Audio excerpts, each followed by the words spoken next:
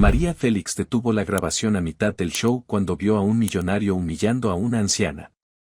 La cámara 3 dejó de grabar a las 9:47 de la noche. No fue una falla técnica, no fue un corte de luz, no fue error del operador. Fue María Félix. Se levantó de su silla en medio de la entrevista más vista del año, caminó directamente hacia el público, ignorando al conductor, ignorando las cámaras, ignorando a los 400 invitados que la miraban sin entender qué estaba pasando, y se detuvo frente a un hombre en traje de seda italiana que acababa de hacer algo imperdonable. Algo que 28 millones de mexicanos presenciaron en vivo y que la televisión intentó borrar de sus archivos durante décadas. Pero la memoria colectiva no se borra con cinta magnética, y lo que pasó esa noche en el Estudio 5 de Televisa se convirtió en una de las historias más poderosas jamás contadas sobre dignidad, sobre poder, sobre lo que significa defender a quien no puede defenderse. El hombre se llamaba Ernesto Montemayor Garza, uno de los empresarios más ricos de México, dueño de minas, bancos, haciendas y medio Monterrey.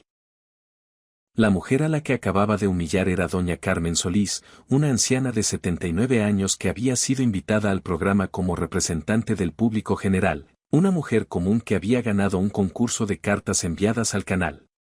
Una mujer que había escrito que su sueño más grande era conocer a María Félix antes de morirse. Esa noche, su sueño se cumplió de una manera que nadie, absolutamente nadie, podía haber previsto.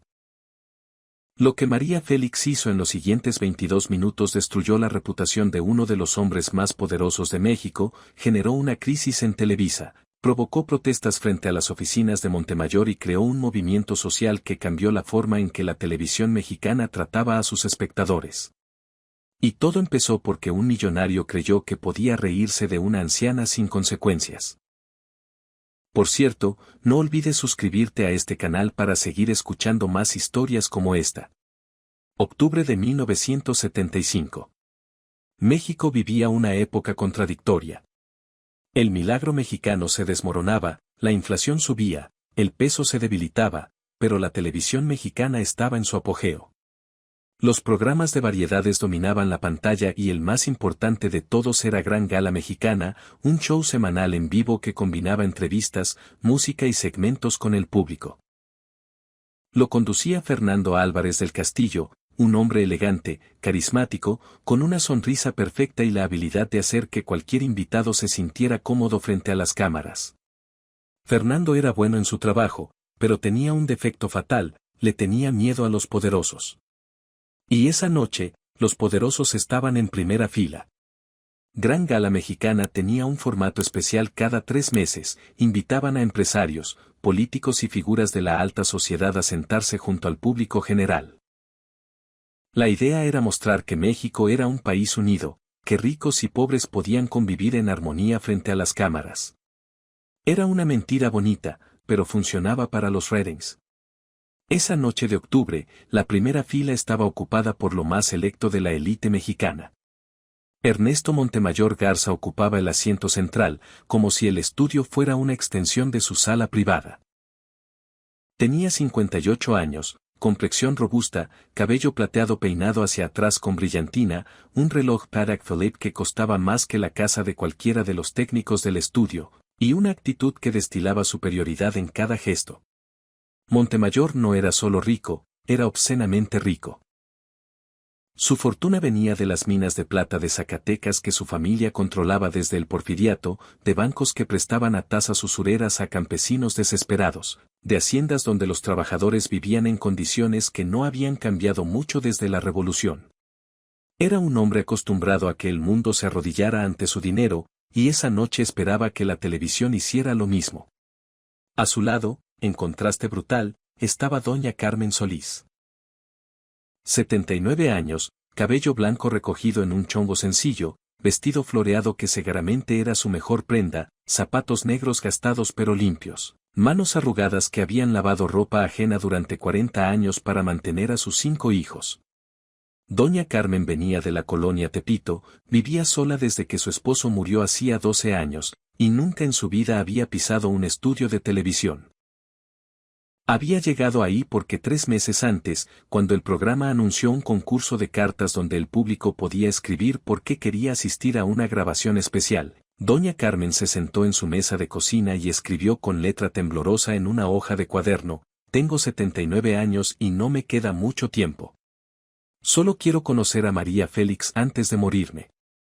Ella me enseñó que una mujer pobre también puede tener dignidad. La producción recibió más de 50.000 cartas. Eligieron la de doña Carmen porque era la más honesta, la más desnuda, la más real. Y la sentaron en primera fila, junto a un millonario que no sabía nada sobre honestidad, desnudez ni realidad.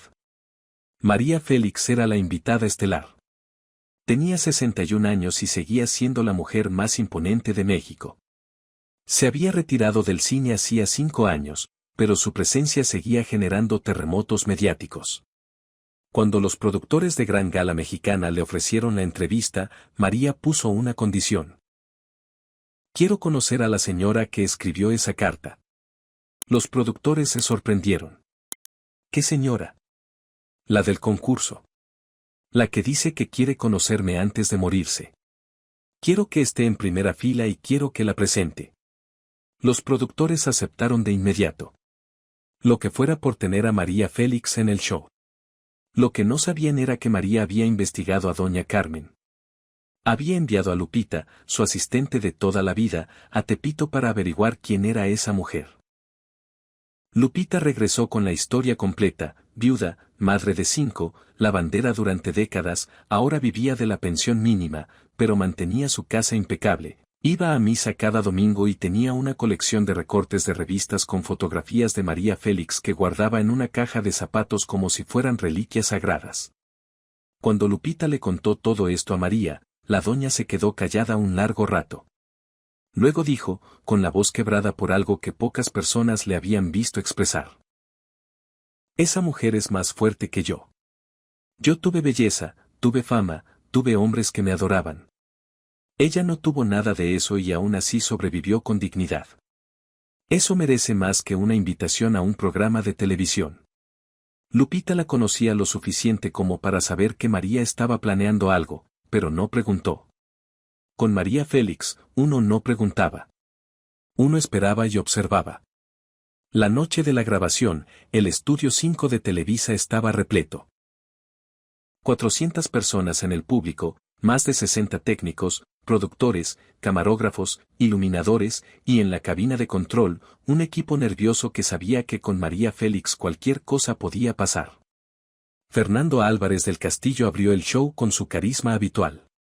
Bienvenidos a Gran Gala Mexicana, esta noche, una edición especial.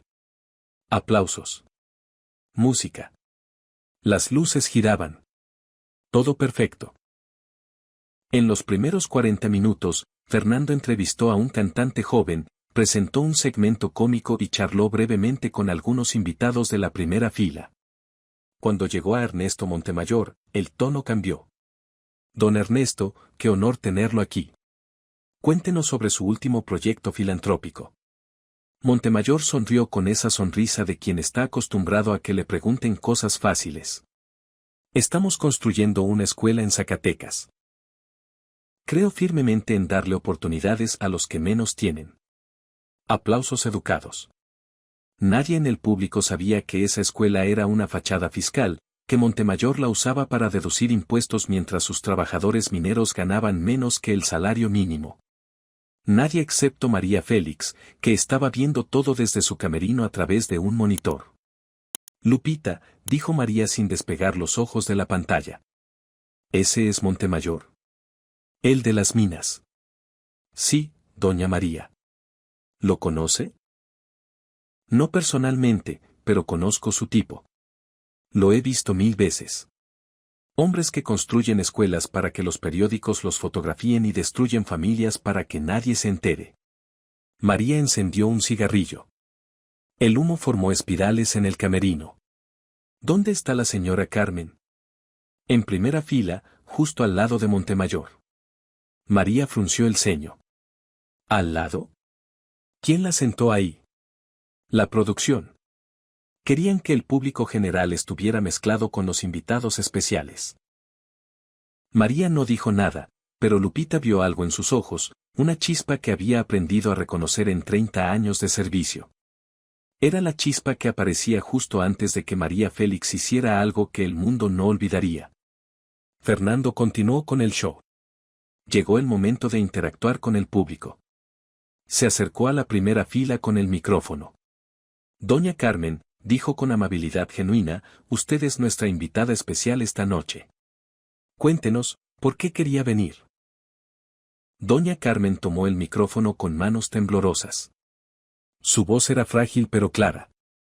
Porque quiero conocer a María Félix, dijo. Ella me dio fuerzas cuando mi esposo murió, cuando mis hijos se fueron, cuando me quedé sola. Veía sus películas y pensaba, si ella puede ser fuerte, yo también puedo. Algunos en el público se conmovieron. Hubo un murmullo cálido, aplausos suaves. Fernando sonrió. Qué hermoso testimonio, doña Carmen. Pues esta noche se le va a cumplir su sueño. Y entonces pasó lo que nadie esperaba. Ernesto Montemayor, que había estado observando a doña Carmen con una mezcla de aburrimiento y desdén desde que ella empezó a hablar, se inclinó hacia ella y dijo en voz lo suficientemente alta para que el micrófono de solapa que llevaba captara cada palabra, señora, por favor. No llore en televisión. Da pena ajena. Ya bastante vergüenza da que la traigan vestida así a un programa nacional. El estudio se congeló. Fernando, que estaba de espaldas a Montemayor, no escuchó completamente lo que dijo, pero vio la reacción del público. Rostros descompuestos, bocas abiertas, miradas de horror. Doña Carmen bajó la cabeza. Sus manos temblaban más que antes, pero ahora no era de emoción. Era de humillación. Una humillación pública, televisada, frente a millones de personas. Una humillación que le recordaba todas las veces que la habían hecho sentir menos por ser pobre, por ser vieja, por no tener las joyas ni los vestidos ni el poder que el mundo parecía exigir como precio de entrada para ser tratada con respeto. En el camerino, María Félix vio todo. Escuchó cada palabra a través del monitor. Su cigarrillo se consumía entre sus dedos sin que lo notara. La ceniza cayó sobre su vestido. No la limpió. Lupita la miraba nerviosa. Doña María, ¿está bien? María no respondió. Sus ojos estaban fijos en la pantalla, en el rostro de doña Carmen, en esa expresión de dolor contenido que María conocía demasiado bien. Era la expresión de alguien que ha aprendido a tragarse la vergüenza en silencio porque gritarla nunca sirvió de nada. Era la expresión de su madre cuando los hombres del pueblo la miraban con desprecio por ser esposa de un militar sin dinero. Era la expresión de cada mujer que María había visto ser aplastada por alguien que confundía el dinero con el derecho a humillar. ¿Qué va a hacer?, preguntó Lupita. María se levantó. Se miró en el espejo. Ajustó su collar de esmeraldas. Acomodó un mechón de su cabello. Voy a salir, dijo. Pero todavía no es su turno. Faltan 20 minutos. Lupita, mi turno es cuando yo diga que es mi turno. Mientras tanto, en el estudio, Fernando intentaba manejar la situación. Había entendido que algo malo había pasado, pero no sabía exactamente qué. Bueno, sigamos con el programa, dijo con nerviosismo profesional. Pero Montemayor no había terminado. El millonario, embriagado por su propia arrogancia y probablemente por las 3 copas de coñac que había bebido antes de la grabación, se inclinó nuevamente hacia doña Carmen. No se sienta mal, señora. No todos nacimos para estar en televisión. Hay gente que pertenece a su casa, lavando ropa o lo que sea que haga. Nadie debe avergonzarse de ser lo que es. Sonrió como si acabara de decir algo amable, como si su crueldad fuera un favor, como si recordarle a una anciana su pobreza frente a todo México fuera un acto de caridad verbal. La mujer que estaba sentada al otro lado de doña Carmen, una señora de clase media con vestido modesto y collar de perlas falsas, se movió incómoda en su asiento. Quiso decir algo, abrió la boca, pero la mirada que Montemayor le lanzó bastó para silenciarla. Era la mirada de un hombre que había pasado la vida silenciando a quienes se atrevían a contradecirlo. Una mirada que decía, tú tampoco perteneces aquí, así que cállate. Doña Carmen no levantó la cabeza. Una lágrima cayó sobre su vestido floreado, sobre las flores rojas que ella misma había bordado hacía 15 años para una boda a la que nunca fue invitada, pero el vestido le quedó tan bonito que lo guardó para una ocasión especial. Esta era la ocasión. Su vestido más bonito, manchado ahora por una lágrima de vergüenza. El público empezó a murmurar. Algunos miraban a Montemayor con odio contenido. Un hombre en la tercera fila apretaba los puños. Una mujer en la segunda fila tenía los ojos húmedos de rabia.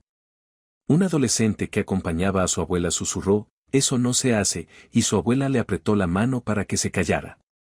Pero nadie decía nada. Nadie se atrevía.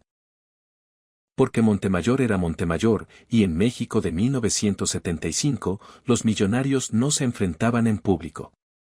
No se les contradecía. No se les desafiaba. A menos que fueras María Félix. Fernando, en un acto de cobardía que le costaría caro, intentó suavizar la situación.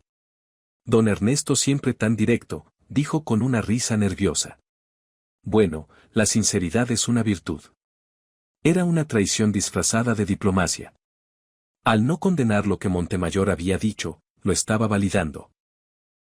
Al reírse, estaba diciéndole a doña Carmen que su humillación no importaba lo suficiente como para defenderla. Era el mismo patrón que se repetía en México desde siempre: los que tienen voz callan cuando los que tienen poder abusan, y los que sufren el abuso aprenden que están solos. En la cabina de control, el director miraba los monitores con las manos en la cabeza. Esto está mal, dijo. Muy mal. La audiencia va a reaccionar. Miren las llamadas, el conmutador ya está parpadeando. ¿Cortamos? No podemos cortar, respondió el productor ejecutivo, un hombre canoso que llevaba 20 años en Televisa y sabía que había decisiones que terminaban carreras. Montemayor es amigo del dueño del canal. Si cortamos su micrófono, nos despiden a todos antes de que terminen los comerciales. Entonces que Fernando lo maneje. Fernando no va a hacer nada. Le tiene pánico a Montemayor. Todos le tenemos pánico. Todos le tenemos pánico porque este país funciona así. Los que tienen dinero mandan y los que trabajan obedecen. Un técnico de audio joven, de no más de 25 años, murmuró sin despegar los ojos de su consola, pues alguien debería decir algo. Esa señora está llorando. El productor lo miró con una mezcla de lástima y pragmatismo. Bienvenido a la televisión, muchacho. Aquí la gente llora y nosotros grabamos. Pues alguien va a tener que hacer algo, interrumpió el director, porque miren el monitor del camerino de María Félix. Todos miraron. El camerino estaba vacío. María ya no estaba ahí. La silla volcada, el cigarrillo humeando en el cenicero, la puerta abierta de par en par. Dios mío, dijo el director. ¿Dónde está? Un asistente de piso entró corriendo a la cabina, pálido, sin aliento. Viene para acá. María Félix viene caminando hacia el set. Nadie la detuvo. Traté de detenerla, se lo juro, pero me miró y fue como si me atravesara. Dice que quiere salir ahora. El productor palideció. No es su turno. Faltan 15 minutos. Hay un segmento musical primero. El formato dice que ella entra después del segundo corte comercial. Dile que no es su turno, dile que la llamaremos cuando sea el momento. El asistente tragó saliva. Su cara decía todo lo que las palabras no necesitaban decir. Señor, es María Félix. Usted dígale que no es su turno. Usted vaya y párese frente a ella y dígale que espere. Yo prefiero que me despida usted a que me fulmine ella. El productor miró al director. El director miró al piso. El técnico joven sonrió discretamente. Nadie iba a detener a María Félix. Nadie podía. Nadie debía. María apareció por el lateral izquierdo del escenario. No esperó presentación, no esperó música, no esperó a que Fernando la anunciara. Caminó con la determinación de alguien que sabe exactamente lo que va a hacer y por qué. Sus tacones resonaban en el piso del estudio como disparos. Cada paso era una declaración.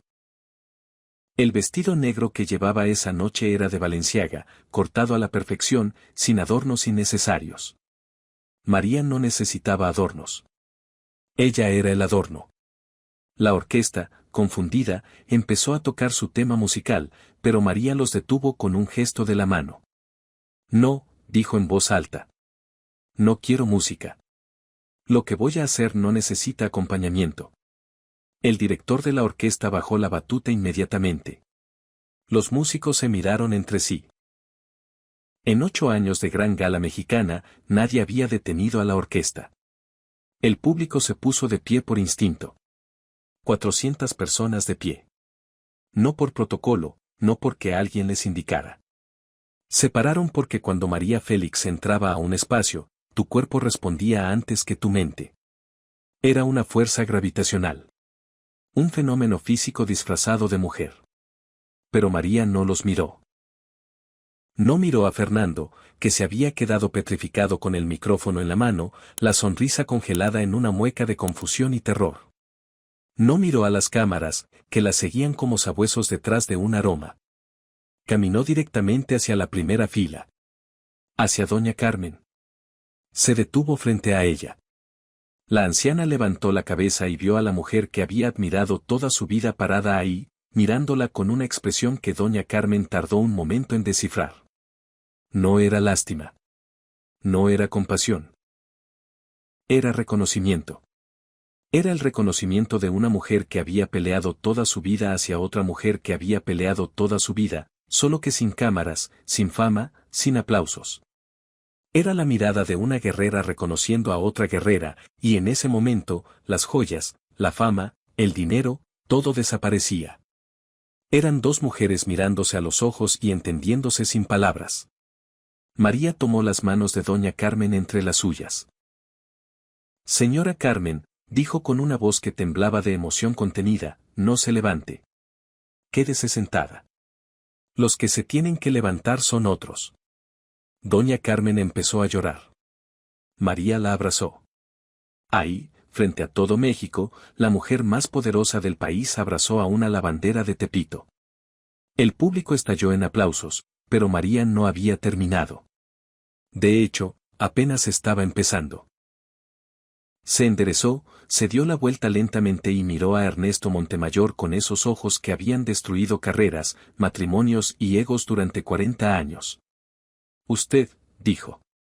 Y la palabra cayó como una sentencia. Montemayor la miró con sorpresa. No esperaba que María Félix se dirigiera a él. Estaba acostumbrado a que la gente lo tratara con reverencia, con miedo, con esa deferencia servil que el dinero compraba en México. Señorita Félix, dijo intentando sonreír, qué honor. Estaba diciendo que María se acercó a él. Su perfume llenó el espacio entre los dos. En tacones, era más alta que Montemayor sentado, y lo sabía. Lo usaba. Estaba diciendo, repitió María, que esta señora da pena ajena. Que no debería estar aquí. Que debería estar en su casa lavando ropa. ¿Es correcto? Yo no dije exactamente eso. Lo dijo exactamente así. 28 millones de personas lo escucharon. Yo lo escuché. Y lo más importante, ella lo escuchó. María señaló a doña Carmen sin mirarla, sin quitarle los ojos de encima a Montemayor. El 1000. Lonario se removió en su asiento. Fue un comentario inocente. Solo quería decir que no es de su nivel, lo interrumpió María. Que no pertenece a este mundo de luces y cámaras. Que debería quedarse en su lugar. ¿Eso quería decir? Montemayor buscó apoyo en Fernando. El conductor miraba al piso. Buscó apoyo en el público. El público lo miraba con hostilidad. No tenía aliados. Mire, señorita Félix, yo soy un hombre que ha construido. Sé exactamente lo que ha construido, lo cortó María. He hecho mi investigación sobre usted, señor Montemayor. ¿Quiere que comparta lo que encontré? El color abandonó el rostro de Montemayor. En la cabina de control, El productor sudaba. ¿Qué hacemos? ¿Cortamos? El director negó con la cabeza. Si cortamos ahora, perdemos 28 millones de espectadores. Esto es televisión en vivo. La gente está pegada. Pero si ella dice algo que puede ser demanda. Que Montemayor nos demande. Esto es oro televisivo. Déjenla hablar. María se dirigió a Fernando. Fernando, préstame tu micrófono. Necesito que todo México escuche esto. Fernando le entregó el micrófono sin decir una palabra. No podía negarse. Nadie le negaba nada a María Félix, y mucho menos en ese momento, cuando tenía la mirada de alguien que había tomado una decisión irreversible. María tomó el micrófono. Se dirigió al público, a las cámaras, a los 28 millones de hogares que estaban viendo. Señores, esta noche vine a este programa porque una señora de 79 años, una mujer que lavó ropa toda su vida para mantener a sus hijos, escribió una carta diciendo que quería conocerme antes de morir. Y vine. Vine porque esa carta me hizo llorar. Y yo, María Félix, no lloro fácilmente. Hizo una pausa. Pero lo que acabo de presenciar me da más ganas de llorar que esa carta. Este señor, señaló a Montemayor, este hombre que se sienta en primera fila porque su dinero le compra el mejor asiento, acaba de humillar a doña Carmen en Televisión Nacional. Le dijo que da pena. Le dijo que no pertenece aquí. Le dijo que debería estar lavando ropa. María se acercó más a Montemayor. Su voz bajó pero el micrófono captaba todo. Señor Montemayor, ¿sabe cuánto gana doña Carmen al mes? Montemayor no respondió. 800 pesos, dijo María. 800 pesos de pensión. ¿Sabe cuánto cuesta ese reloj que lleva en la muñeca? El silencio era absoluto. Más de lo que doña Carmen ha ganado en toda su vida. Más de lo que sus 5 hijos ganaron juntos en una década. Pero doña Carmen nunca le ha robado a nadie. ¿Puede usted decir lo mismo? Montemayor se puso de pie furioso. Esto es una calumnia. Voy a demandarla. Siéntese, dijo María. La misma autoridad con la que había dominado sets de cine durante 30 años. Montemayor, increíblemente, se sentó. El instinto de obedecer a alguien con más poder era más fuerte que su indignación. Y María Félix, en ese momento, tenía más poder que cualquier millonario. María sacó algo de su bolso. Un sobre Manila. Lo había traído preparado. Lupita se lo había dado minutos antes en el camerino. Adentro, documentos, recortes de periódico, fotografías. ¿Sabe qué es esto?, preguntó María levantando el sobre. Montemayor palideció. Son testimonios. Testimonios de trabajadores de sus minas en Zacatecas. Gente que trabaja 12 horas al día, 6 días a la semana, por un salario que no alcanza ni para alimentar a sus hijos. Gente que vive en barracas sin agua potable mientras usted vive en una mansión con 14 baños. Gente que ha sufrido accidentes en minas sin mantenimiento y que nunca recibió indemnización. Eso no tiene nada que ver con lo que pasó aquí, balbuceó Montemayor. Tiene todo que ver. María se giró hacia doña Carmen. Señora Carmen, ¿me permite? Doña Carmen asintió, sin entender del todo qué estaba pasando, pero confiando en la mujer que había admirado toda su vida. María se dirigió nuevamente al público. Esta señora lavó ropa ajena durante 40 años.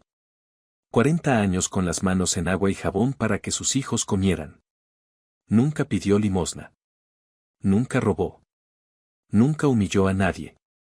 Y este hombre, que heredó su fortuna, que nunca ha trabajado un día honesto en su vida, se atreve a decirle que da pena. María miró directamente a la cámara 1. Yo les digo quién da pena. Da pena un hombre que necesita humillar a una anciana para sentirse importante. Da pena un hombre que mide el valor de las personas por el precio de su ropa. Da pena un hombre que construye escuelas para las fotos y destruye vidas en la oscuridad de sus minas. El público explotó en aplausos. Algunos gritaban. Otros lloraban. Doña Carmen tenía las manos sobre el corazón. Fernando Álvarez del Castillo seguía paralizado, testigo inútil de algo que lo superaba completamente. Montemayor intentó levantarse. No voy a permitir esto. Me voy. María lo miró. Váyase, señor Montemayor. Váyase a su mansión de 14 baños. Pero sepa algo, cuando salga por esa puerta, 28 millones de mexicanos sabrán exactamente quién es usted. No el filántropo de los periódicos. No el empresario exitoso de las revistas. El hombre que humilló a una anciana en televisión porque podía. Montemayor se detuvo. Miró a su alrededor. Los ojos del público eran cuchillos. Los camarógrafos no lo perdían de vista. Las luces del estudio lo iluminaban como un acusado en juicio. Se sentó de nuevo. No porque quisiera, sino porque irse era admitir derrota, y su ego no podía soportarlo. María se acercó a doña Carmen por segunda vez. Le tomó la mano. Señora Carmen, yo crecí pobre en Álamos, Sonora. Mi familia no tenía nada. Sé lo que es que te miren por encima del hombro. Sé lo que es que te hagan sentir que no mereces estar donde estás. Le apretó la mano. Pero usted merece estar aquí más que nadie en este estudio. Más que yo. Más que él. Más que todos. Porque usted es la verdadera México. No los millonarios en primera fila. No las actrices famosas. Usted. Las mujeres que trabajan sin que nadie las vea. Las madres que sacrifican todo sin pedir nada. Las ancianas que guardan recortes de revista en cajas de zapatos porque esos recortes les dan fuerza para seguir viviendo. María se quitó el collar de esmeraldas. Toda la audiencia contuvo la respiración. Era un collar que valía una fortuna, piedras que habían pertenecido a la colección de una casa europea, engarzadas en oro blanco por Cartier. María lo puso en el cuello de doña Carmen. Esto es para usted, dijo. No por su valor material. Por lo que representa. Representa que la dignidad no se compra. Que el valor de una persona no está en sus joyas ni en su ropa ni en su cuenta de banco. Está en su corazón. Y el suyo, señora Carmen, es más valioso que todas las minas de plata de este señor juntas. Doña Carmen sollozaba. El público lloraba. En la cabina de control, técnicos curtidos que habían visto de todo en décadas de televisión tenían los ojos húmedos. Fernando Álvarez del Castillo se limpiaba discretamente una lágrima.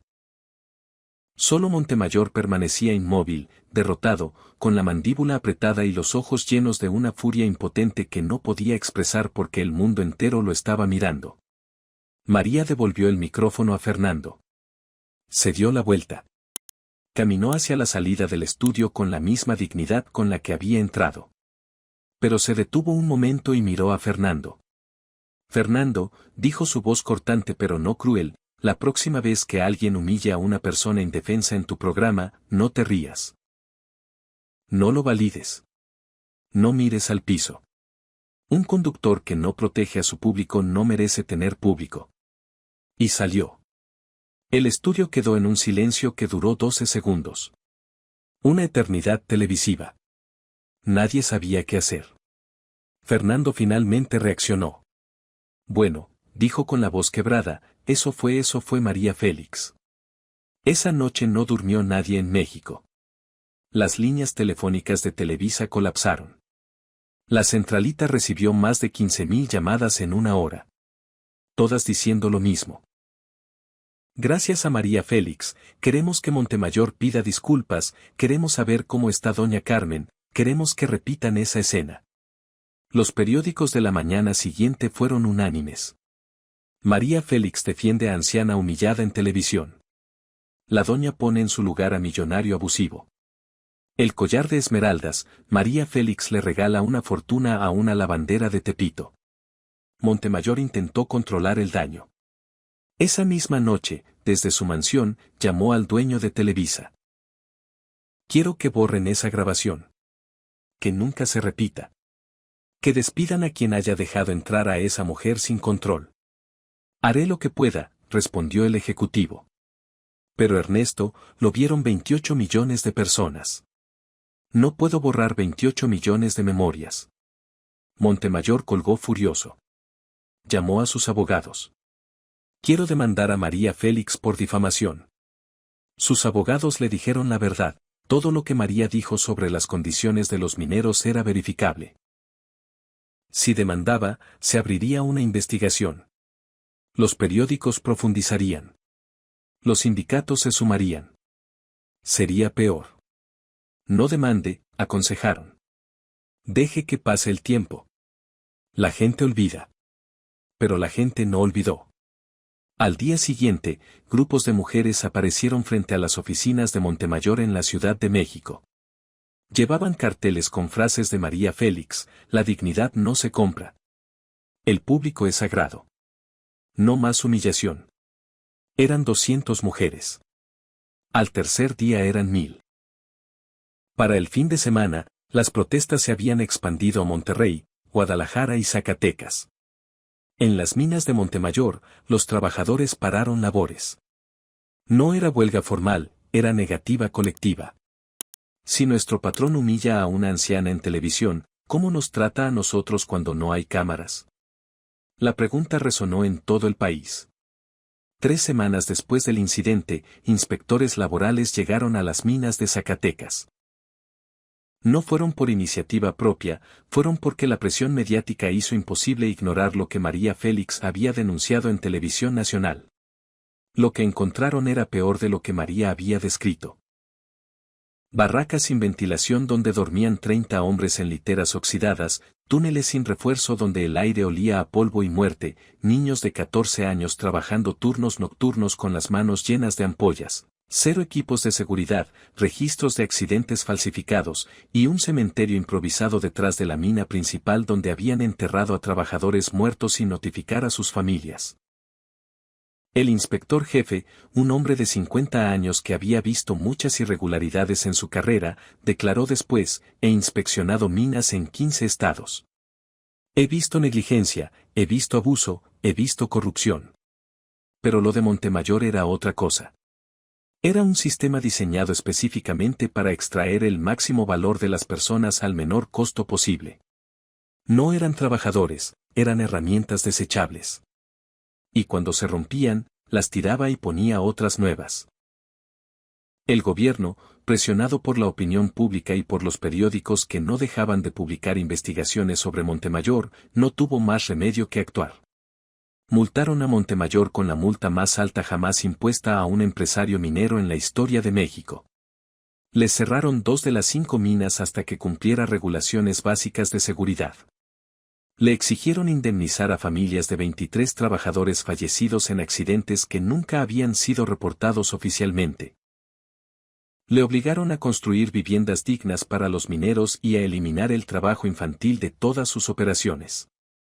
Montemayor pagó todo. No por justicia, por supervivencia. Sus abogados le dijeron que si no cooperaba, enfrentaba cargos penales. Pero su imagen ya estaba destruida. Los bancos internacionales retiraron líneas de crédito porque asociarse con Montemayor era tóxico para su reputación. Socios europeos cancelaron contratos porque los periódicos de Londres y París habían publicado la historia. María Félix era conocida en Europa y su nombre le daba alcance internacional al escándalo. La alta sociedad de Monterrey, que antes lo trataba como un rey, empezó a cerrarle puertas discretamente. No por moral, por conveniencia. Nadie quería ser asociado con el hombre que María Félix había humillado en televisión nacional. Un empresario regiomontano confesó años después. Todos sabíamos cómo operaba Montemayor. Todos lo sabíamos y nadie decía nada porque hacíamos negocios juntos. Pero cuando María Félix lo expuso, de repente todos nos volvimos indignados. Hipocresía pura. Pero así funciona el poder cuando alguien nos acude. En contraste, doña Carmen se convirtió en una celebridad involuntaria. Periodistas llegaban a su departamento en Tepito para entrevistarla. Ella los recibía con café y pan dulce, confundida por la atención pero agradecida. Le preguntaban sobre María Félix y siempre respondía lo mismo: es la mujer más buena que he conocido. No por el collar, que es hermoso y lo guardo como tesoro, sino por lo que hizo. Me defendió. Nadie me había defendido nunca. Ni cuando mi esposo murió y el patrón de la lavandería no me dio ni un día libre. Ni cuando mis hijos se fueron y me quedé sola. Ni cuando el dueño de la vecindad me subió la renta 3 veces en un año porque sabía que no podía ir a ningún otro lado. Nadie. Ella fue la primera persona que me miró y dijo, «Usted importa. Eso vale más que todas las esmeraldas del mundo». Un reportero le preguntó si había hablado con Montemayor después del incidente. Doña Carmen bajó la vista. Me mandó flores al día siguiente, dijo. Con una tarjeta que decía, «Disculpe el malentendido». ¿Las aceptó? Las recibí porque venían con flores bonitas y a mí me gustan las flores. Pero la tarjeta la tiré. No fue un malentendido. Yo entendí perfectamente lo que quiso decir. Y él también. Las cartas empezaron a llegar a la casa de Doña Carmen. Miles de cartas de mujeres de todo México. Ancianas, jóvenes, madres, abuelas, trabajadoras domésticas, maestras, enfermeras, mujeres de todos los estados, de todos los oficios, de todas las edades. Todas contando historias similares. A mí también me humillaron. A mí también me hicieron sentir que no valía. A mí también me dijeron que no pertenecía. María Félix me dio valor para decir basta. Una carta en particular conmovió a Doña Carmen hasta las lágrimas.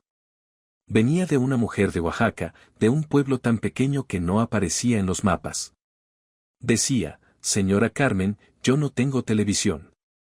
Me contaron lo que pasó en la radio. Lloré toda la noche. Lloré porque durante 50 años he limpiado casas de ricos y ninguno me ha tratado como persona. Me hablan como si fuera mueble. Me pagan como si fuera animal. Y nunca nadie dijo nada. Usted y María Félix me dieron esperanza de que algún día alguien va a decir basta por nosotras también». Se formó un movimiento espontáneo. No tenía nombre oficial, no tenía líder, no tenía estructura. Pero existía. Mujeres en mercados, en iglesias, en escuelas, en lavanderías, hablaban de lo que María Félix había hecho y se sentían, por primera vez en mucho tiempo, vistas. Como si alguien hubiera encendido una luz en un cuarto oscuro donde habían estado esperando durante años a que alguien las notara. 6 meses después del incidente, Gran Gala Mexicana cambió su formato. Ya no invitaban a empresarios a sentarse junto al público. Implementaron un código de conducta para invitados. Crearon un segmento semanal donde personas comunes contaban sus historias, inspirado directamente en la carta de Doña Carmen. Lo llamaron Voces de México, y durante los 3 años que estuvo al aire, recibió más correo que cualquier otro segmento en la historia de la televisión mexicana. Fernando Álvarez del Castillo, en una entrevista posterior, admitió públicamente lo que muchos sabían: esa noche fallé. Debí defender a Doña Carmen y no lo hice. Tuve miedo del poder de Montemayor y mi miedo le costó dignidad a una mujer inocente. María Félix hizo lo que yo debía hacer. Nunca voy a perdonarme por eso.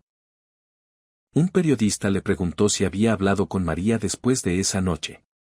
Una vez, respondió Fernando. Me la encontré en un evento meses después.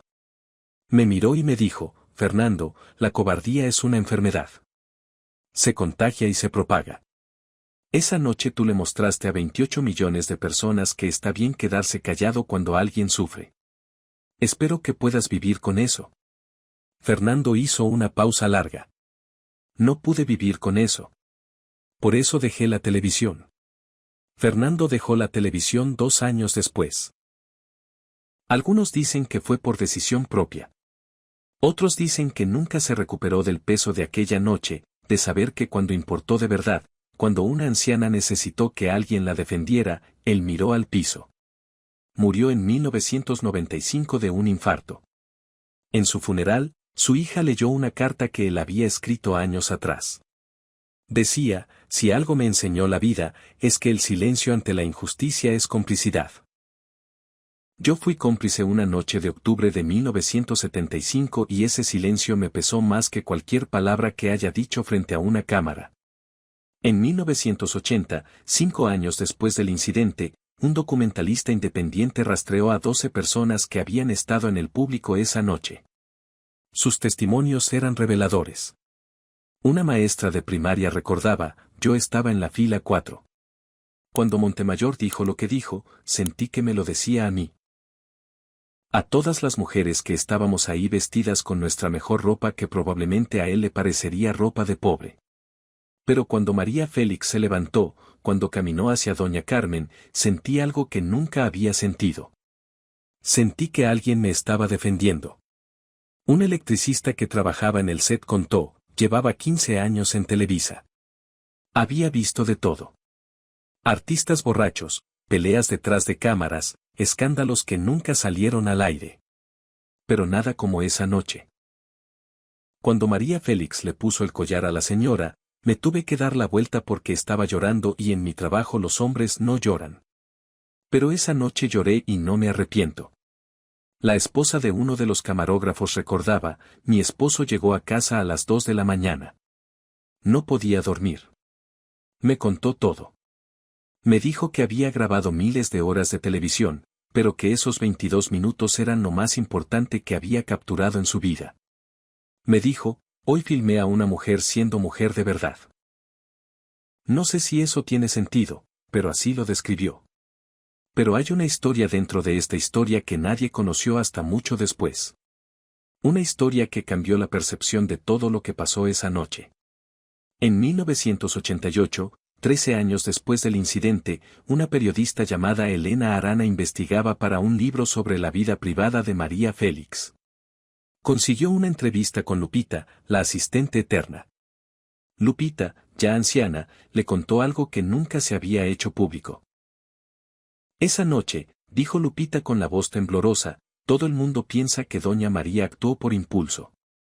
Que vio lo que Montemayor hizo y reaccionó espontáneamente. Pero no fue así. María sabía. ¿Qué sabía?, preguntó Elena. María investigó a Montemayor semanas antes del programa. Supo que estaría en primera fila. Supo que era un hombre arrogante, que despreciaba a la gente pobre, que trataba mal a sus empleados. Y supo que doña Carmen estaría sentada junto a él. Elena no entendía. ¿Está diciendo que María lo planeó? No planeó lo que Montemayor diría. No podía saber que la humillaría. Pero sabía que era probable.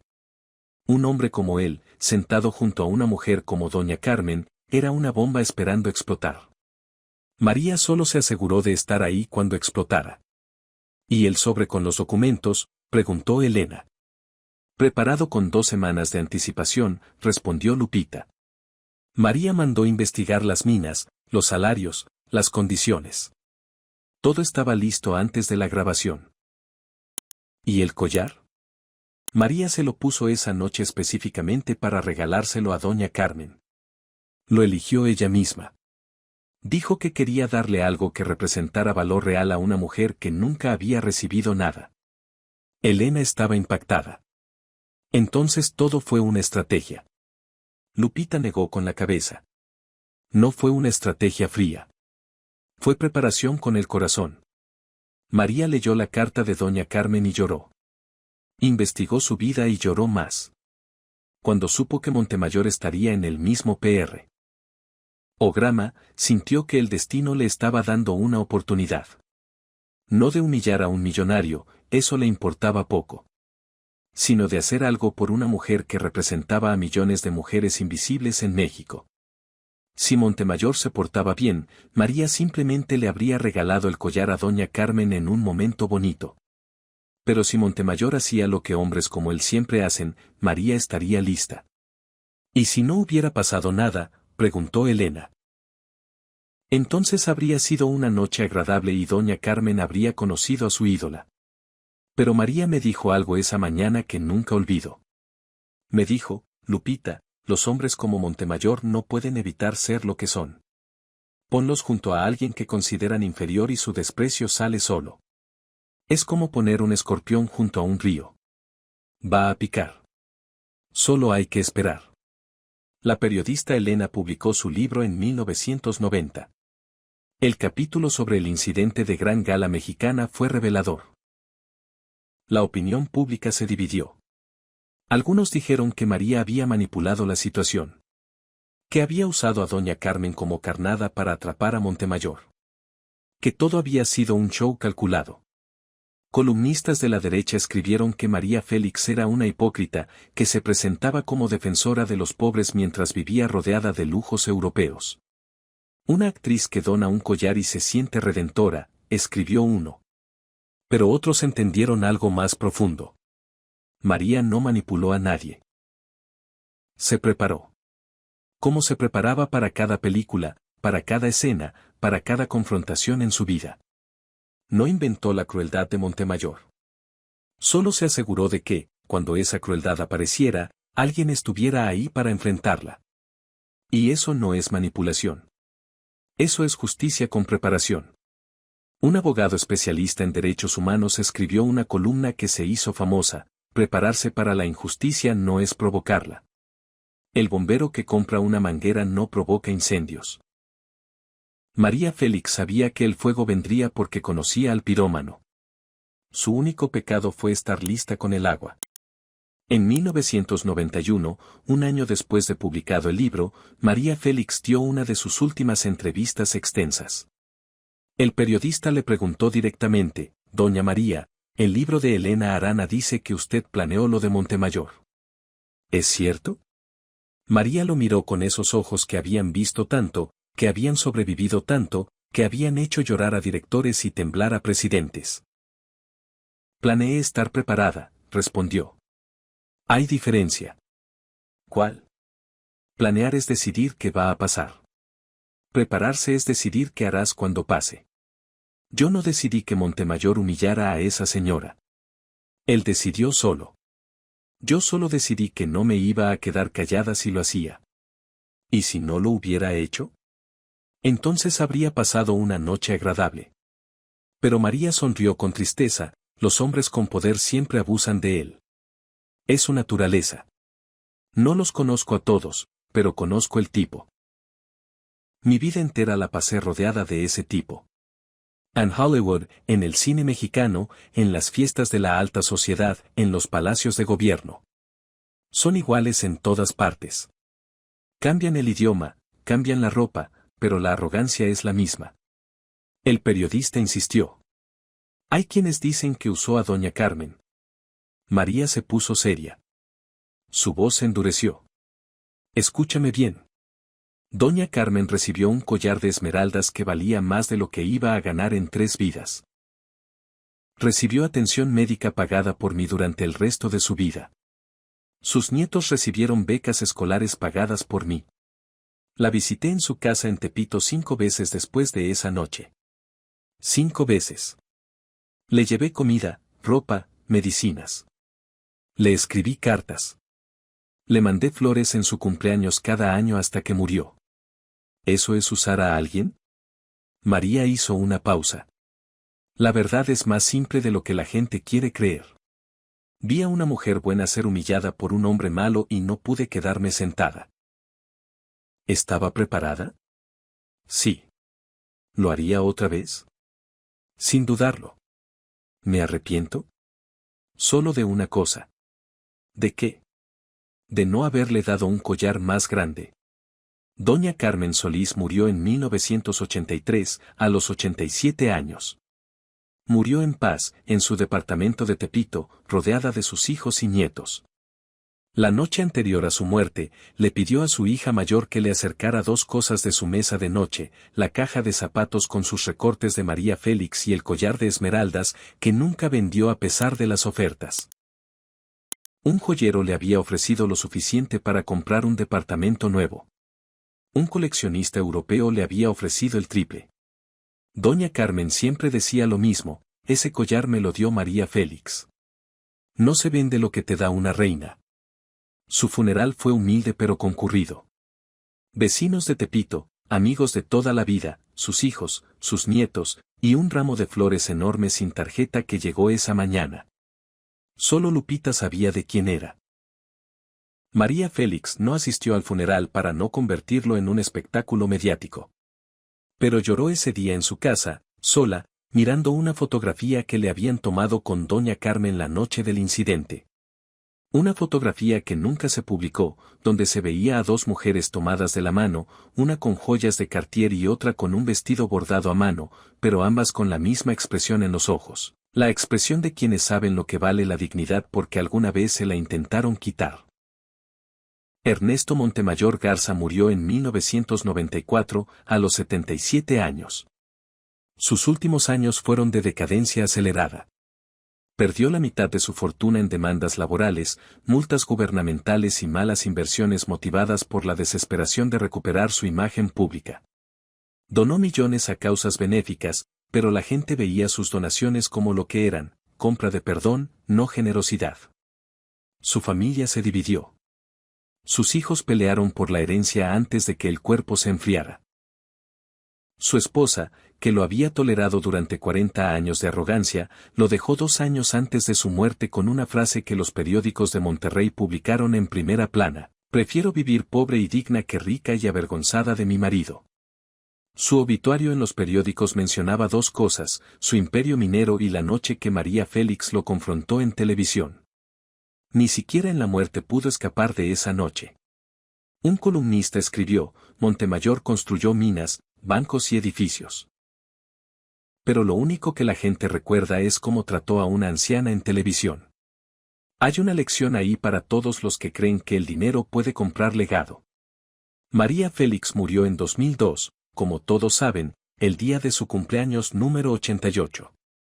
Pero entre las miles de historias que se cuentan sobre ella, la de doña Carmen tiene un lugar especial.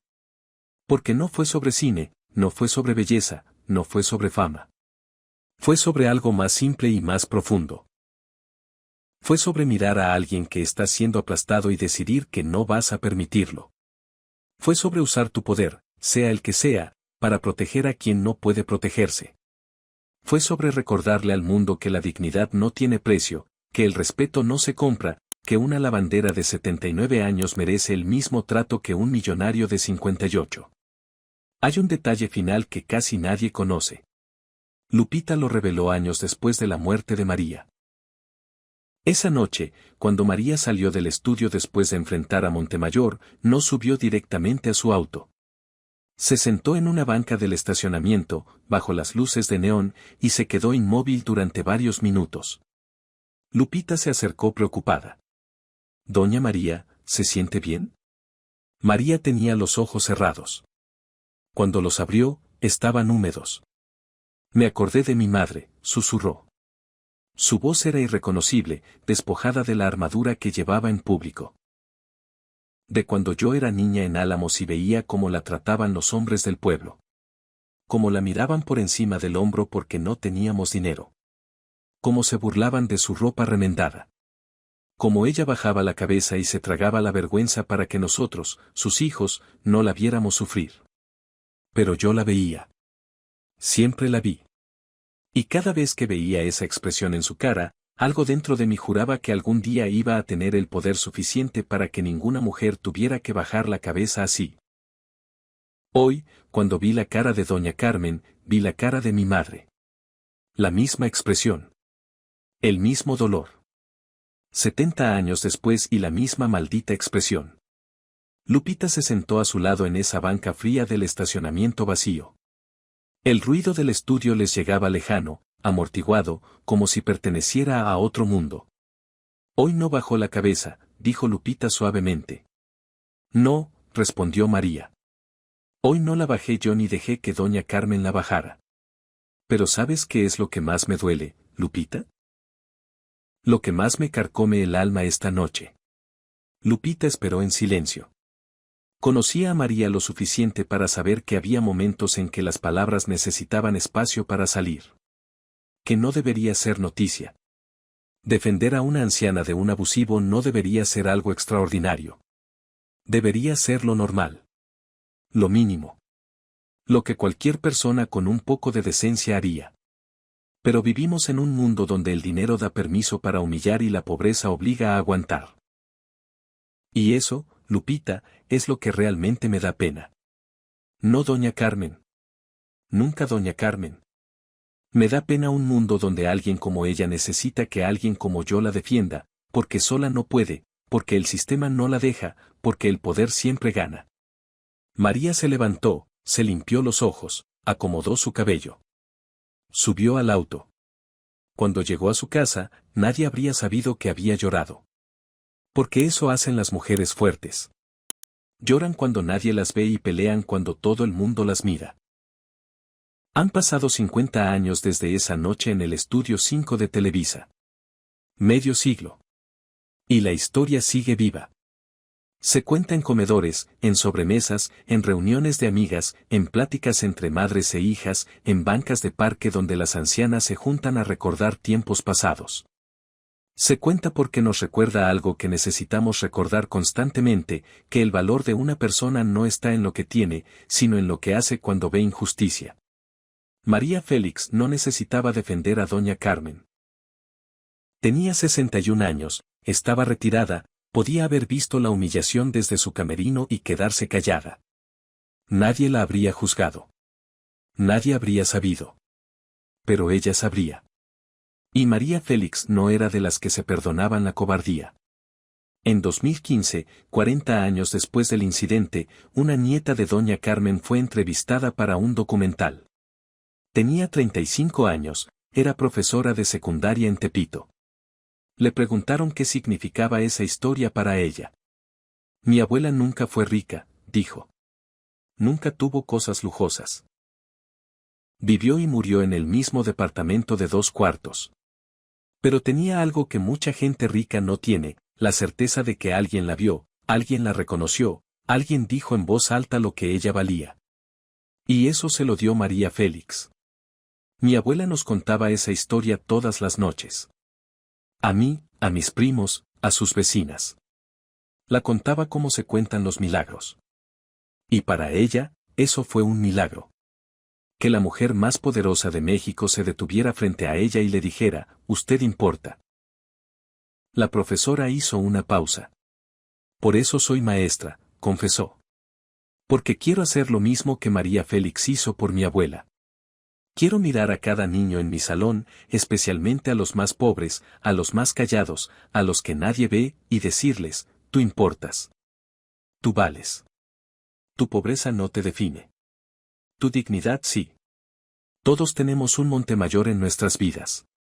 Alguien que usa su poder para hacer sentir menos a otros.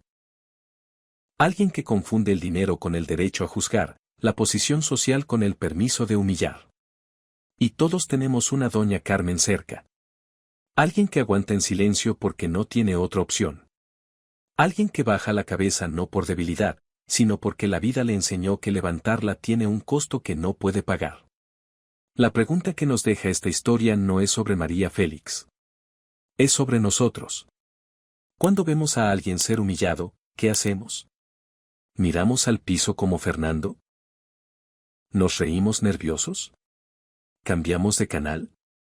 ¿O nos levantamos, caminamos hacia donde está el dolor y decimos basta? No necesitas ser famosa. No necesitas ser rica.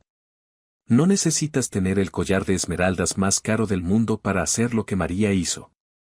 Solo necesitas el valor de abrir la boca cuando todos la cierran. Solo necesitas la decisión de no quedarte sentada cuando alguien necesita que te levantes. María Félix no era perfecta.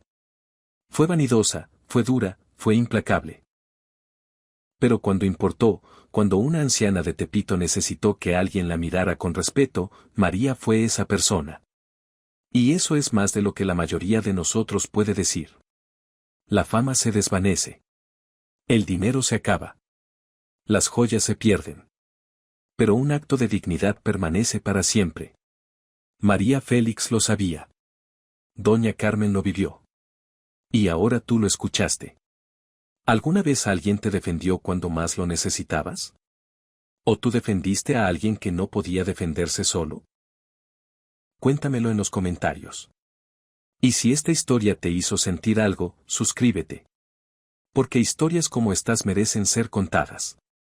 Y personas como Doña Carmen merecen ser recordadas. No por su pobreza. Por su dignidad. La misma dignidad que María Félix vio en ella cuando nadie más la veía. Las leyendas no mueren. Solo esperan a que alguien las cuente de nuevo.